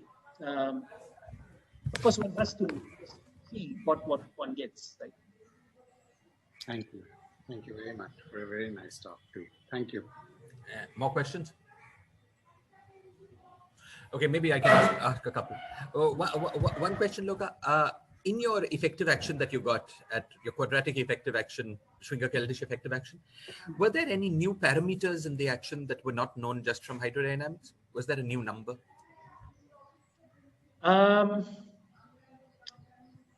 No, not at the quadratic level, because quadratic level, like everything that is known, everything is fixed by this thing. But if you go to the scalar problem, okay, if you consider, okay, you do get new numbers which you can't calculate by just ingoing. Right. So this is once you go beyond quadratic. Yes. Yes. So in the quartic level, for instance, there is a new number that is not, that it characterizes fluctuations alone and has nothing to do with dissipation. Is this right? Right.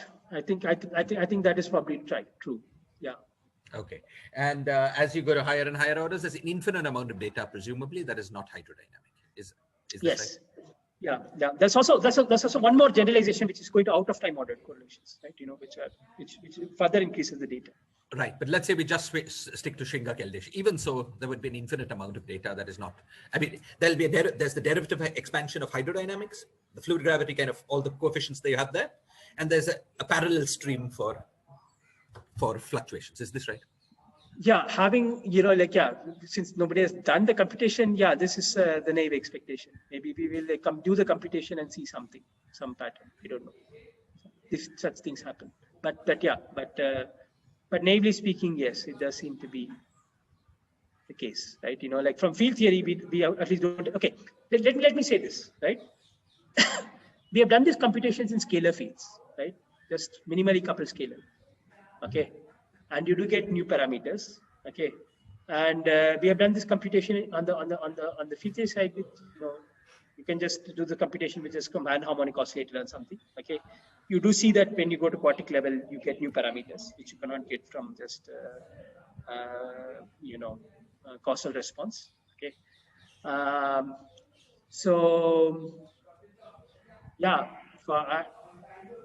would be very surprised. Hydro is much different, at least simple systems do give new parameters, why wouldn't hydro? Maybe somehow constrained in some crazy way, I don't know, but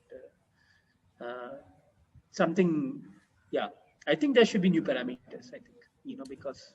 Okay, so is it right that if I wanted to compute the time-ordered correlation function of stress tensors rather than the retarded correlator, then just the classical equations of hydrodynamics, even at leading non-trivial order, is not enough to determine the time-ordered correlator?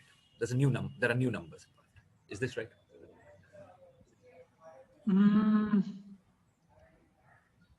Let me just think this through. Definitely at 4-point functions, I think. Okay, great. I'm not sure about lower point function. I'm not about 2-point, 3-point, but right. Yeah, my guess again, guess that is that there's something new happening in 4-point functions. Okay.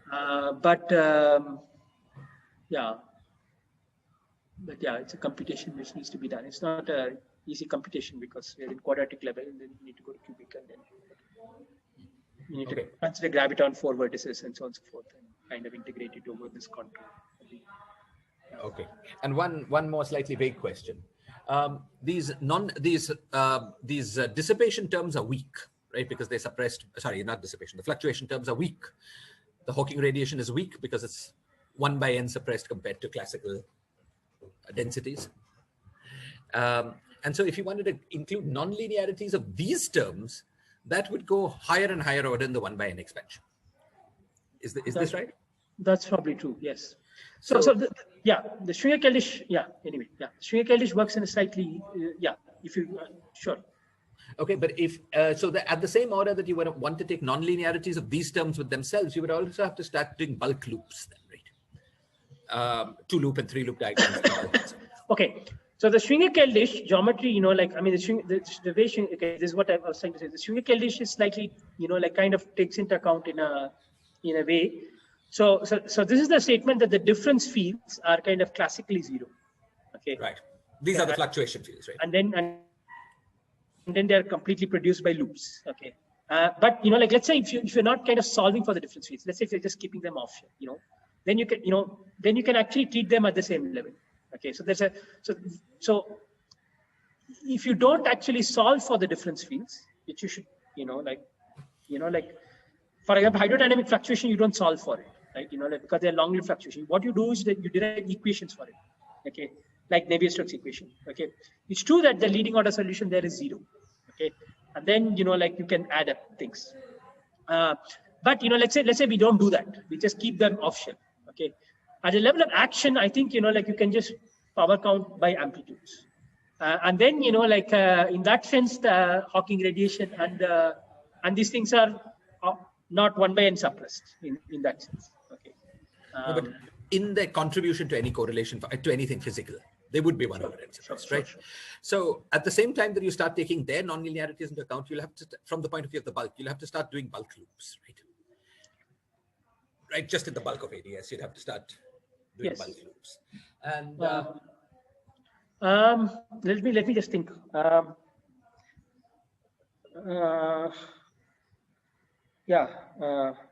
Probably you're right. Yes. Yeah. And then you're going to get into all kinds of issues, right? About the renormalizability of the kind of issues we try to avoid in gravity. Right. So I was just wondering how far you could take this in principle. Okay. So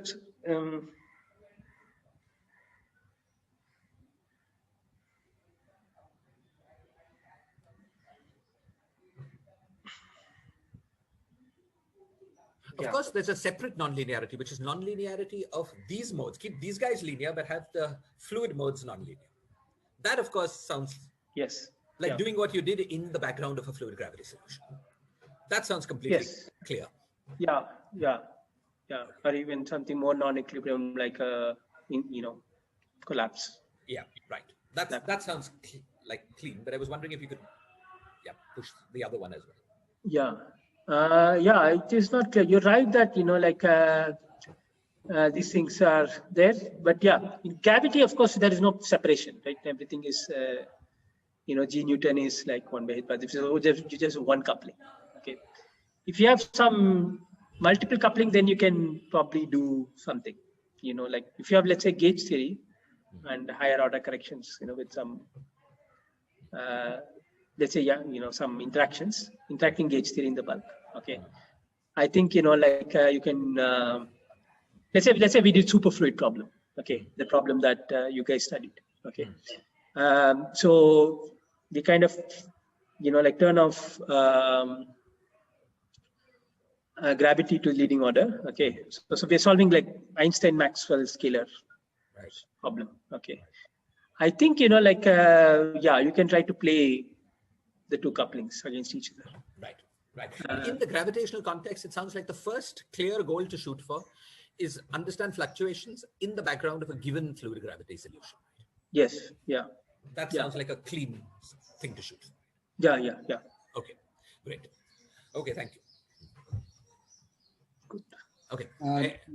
Loga, it's late hours, but let me try to understand this 1 over n a little bit. So you got. So think of your branch cut diagram in the holographic context. And so there, as you explained to me, that the outgoing mode would be some kind of e to the power I omega log r, roughly speaking, because it's the r star is like log r. And and you say that, okay, that log r has some monodromy, it has a jump across the cut and I can imagine that the jump Yes. is something to do with beta. So as a result, maybe Yes. for I omega would multiply some, Yes. 2 pi I beta or something like that, and it will give you some e to the Yeah, power. that's exactly how it works. Actually, like there's a, I can go into a bit deeper, but basically you get e to the power minus beta omega. You get a Boltzmann factor. So Exactly. I can imagine that e to the power minus this beta omega coming, but how does the 1 over n come in this kind of logic?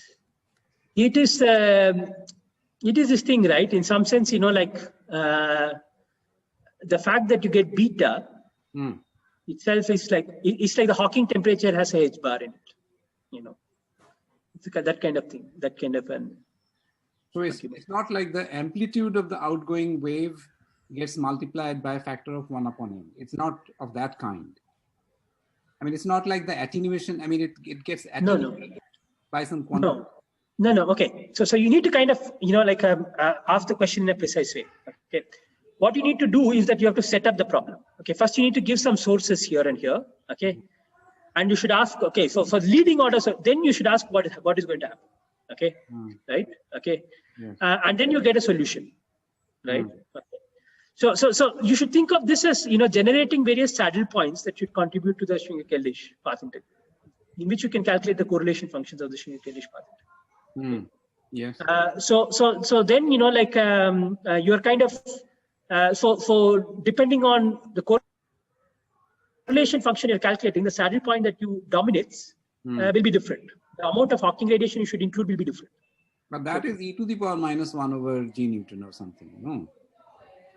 The various saddle points would, I mean, where is the 1 over, sorry, not 1 over g Newton. Where is the single factor of g Newton supposed to come in, which is supposed to be there? Okay, so Gautam, there are two different questions. One is about probe fields. Another is about gravity itself, right? Okay, another is about fluid itself. Okay, so let's kind of distinguish between the two. If you're just looking at probe fields, let's say scalar fields, okay, there is no 1 over g Newton or anything. You're just solving probe fields. You're solving Hawking calculation. Okay, in the black hole background, there's no g Newton. I got it. Okay. Excellent. Okay. So there's nothing there. Okay. The thing that happens is that so at some level it's a question of where you put the g Newton. Okay, which is that how much Hawking radiation is there, right? Now, how much Hawking radiation is there is actually dependent on what you throw in and so on and so forth. I mean, how much a black hole is Hawking radiating, or you just leave the black hole, it will Hawking radiate with some temperature, right? Okay. So you use Stefan Boltzmann, or you compute the flux compared to the some unit flux coming in from infinity. That expression for the flux will have a 1 upon n. That's what it is. Well, expression, Or the energy density. The energy density of the Hawking radiation compared to the energy density of the black brain, that will be 1 over n squared. Okay. Yeah, that's also true. The Hawking radiation, of course, is a very small, like this thing. But that's true about even fluid gravity solution, right? In some sense. Let's see. What do you mean? The fluid amplitude expansion. Okay. No, I take that back. Yeah. Right. So what I was trying to, maybe we should end here. But Loka, we have this